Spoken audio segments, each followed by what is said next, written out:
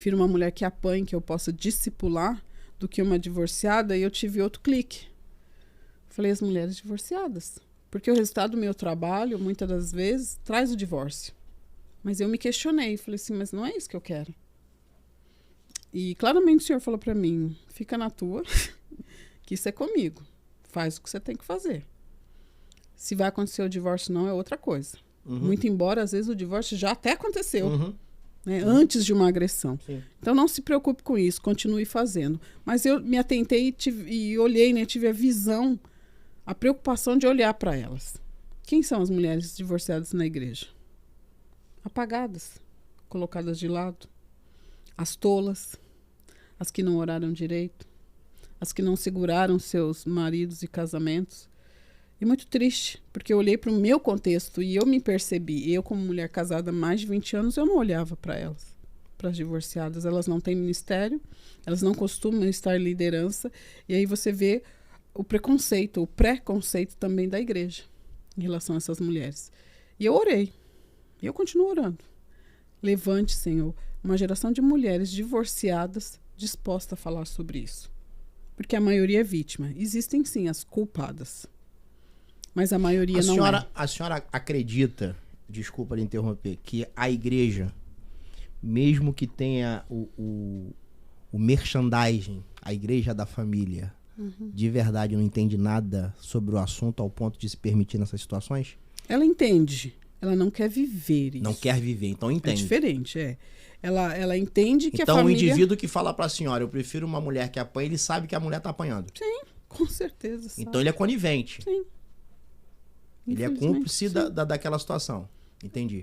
Isso começou a melhorar um pouquinho, porque eu comecei, nos meus inquéritos, eu comecei a chamar a liderança como testemunha, como cúmplice. Aí eles levavam um susto. Quando recebia a notificação. Intimação, como assim? Ah, mas ela me contou e falou para não denunciar, mas o senhor sabia, isso é crime. Cadê a responsabilidade social de uma liderança? Ah, não posso no meu gabinete pastoral. Qual a lei que te dá esse amparo? Boa, hein? Isso é boa. Não tem. O que é ser pastor? Pastor não é profissão. Pastor é uma ocupação. Você não tem essa ética de ter que esconder as coisas. Principalmente se for crime. Então, e aí, essa minha fala confronta a liderança. Aí você vai entender por que eu congrego em Belford Roxo. A minha fala confronta muitas coisas, muitas falas, muitas lideranças. Então, eles preferem colocar de lado tanto o assunto quanto a minha presença. E o meu trabalho. Bem-vindo ao clube. Mas é um outro assunto. Eu queria entender o seguinte, se a senhora me permite. Sempre. E eu não tô aqui para fazer papel de advogado do diabo, tá? Mas é uma curiosidade.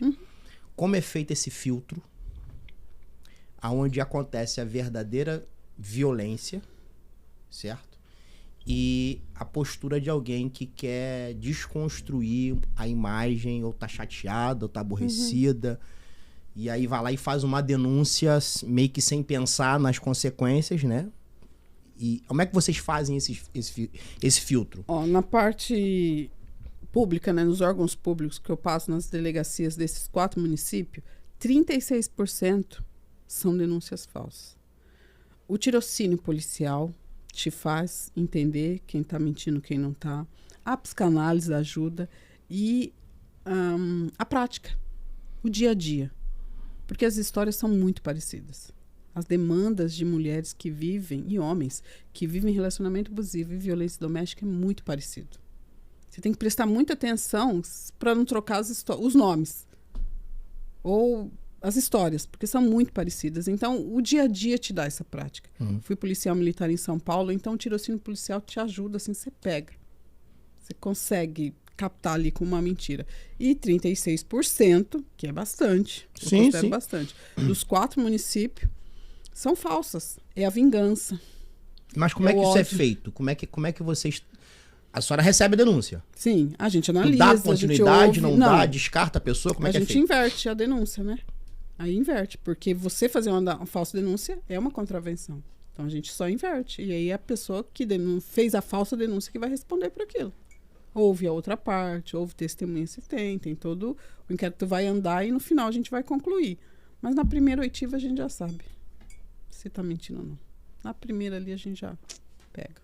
Porque na página, a mesma coisa. Eu falei isso em órgão público, né? Mas na página, quando me chamam direct, ou eu coloco no grupo terapêutico, 2 vezes que eu escuto, eu já sei se é o sinal. Porque a delegacia, ela recebe a denúncia. Sim. Né? Isso vira uma ocorrência e que se transforma num processo. Sim. Né? Isso chega até vocês dessa forma, já pronto? Não, na e aí fase vocês de dão inquérito. continuidade? Chega na fase de inquérito, onde está ouvindo as partes para depois virar denúncia, virar processo criminal. Chega na fase de inquérito. Ali a gente já vê muita coisa. Mas quem conclui é o delegado. Se ele conclui que foi crime, ele vai mandar para o Ministério Público. E aí vai correr. Pode ser que no processo... Mas já apareceu alguém que sofreu essa falsa e que passou por todo o trâmite de um processo e depois procurou a senhora ou não? Sim, bastante. Mesma coisa. Aí inverte, lá no processo inverte. Sim, entendi. Em vez de ser denúncia, vai ser a falsa denúncia. Vai responder do mesmo jeito. Eu não sei se a senhora pode falar isso. Como é que é um homem que sofre o abuso? Qual é o tipo de coisa que acontece com um homem que está sofrendo o abuso da esposa ou da companheira? Não Ele sei. fala. Como é que é esse abuso? Ele fala. Se ele fala? É. Não sei. Ele pode não ser fala. mudo. Ele não fala.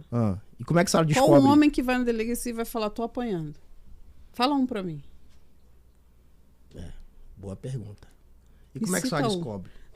No decorrer das oitivas que a gente vai ouvindo as pessoas, a gente Qual detecta. foi o caso mais assustador que a senhora já pegou? Não, tem assim? um monte. Não, mas Tudo fala um muito aí, parecido. Conta um. O cara tinha 1,90 m, a mulher tinha 1,50 m e dá-se o cacete nele. Mas não é... Gente, eu tô brincando aqui pra ficar mais leve, tá? Não vai dizer que eu tô sendo preconceituoso, não. A gente entende. Mas assim, eu, pelo menos, nos meus plantões, na minha forma, eu não vejo o aspecto físico. Eu sou muito atenta à fala. Na fala você detecta a manipulação, o controle, a maldade da mulher. E também a retração dele. Porque ele tá com vergonha. É como eu falei, você não consegue citar um homem, ou até público aí, famoso ou não, que foi na delegacia e falou, eu tô apanhando. Não tem. Culturalmente se criou isso. E os homens sofrem justamente por causa desse silêncio. Um evento que eu faço muito parte, aí eu e meu esposo, maçonaria, num evento desse que eu palestrei, eu perguntei. 64 homens, 164 homens tinham ali, não lembro o número exato. Na plateia eu perguntei, quem de vocês aqui apanha? Eles riram. Um do outro. Riram.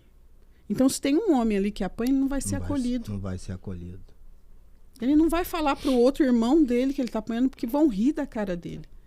Se ali, dentro do ambiente cristão, um homem sofre isso, imagina uma delegacia. Então, um homem hoje que sofre agressão, a agressão ela é descoberta no caminhar do processo. Porque, inicialmente, de ele ir, ele não vai. Você acabou de assistir mais um corte do Conta Aqui. Participe, comente, indique. A sua opinião é muito importante. Obrigado.